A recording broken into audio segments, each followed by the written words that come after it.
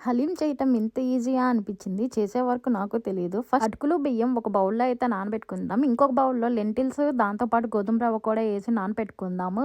మనం నానబెట్టుకున్న లెంటిల్స్ అన్నీ ఒక కుక్కర్‌లో పెట్టి ఒక 5 విజిల్స్ అయితే రానిద్దాము. ఇంకొక కుక్కర్‌లో ఆయిల్ వేసి ఆనియన్స్, మసాలా దినుసులు ఇవన్నీ వేసి ఇంకో కుక్కర్‌లో అయితే ఫ్రై చేసుకుందాము.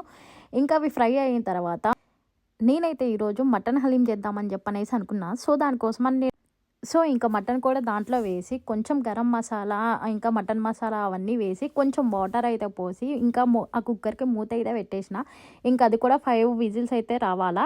ఇంకా ఆల్టర్‌నేట్‌గా ప్యాన్‌లో ఘీ వేసి ఆనియన్స్ అయితే రోస్ట్ చేసుకున్నా. ఎందుకంటే మనకి ఫ్రైడ్ ఆనియన్స్ అయితే కావాలి కదా. అట్లాగే ఇంకా మన దగ్గర ఉన్న డ్రై ఫ్రూట్స్ అన్ని కూడా వేసి రోస్ట్ చేసేసుకొని తీసి ఒక బౌల్‌లో ఈలోగా మనకి మటన్ అయితే ఉడికిపోయింది. ఇంకా దాన్ని తీసి నా దగ్గర అయితే పప్పు గుత్తి ఉంది. ఇంక అందుకోసం అని చెప్పనేసి పప్పు గుత్తితో ఆ మటన్ అంతా బాగా స్మాష్ చేశాను. మీ దగ్గర స్మాషర్ ఉంటే స్మాషర్ అయినా యూజ్ చేయొచ్చు.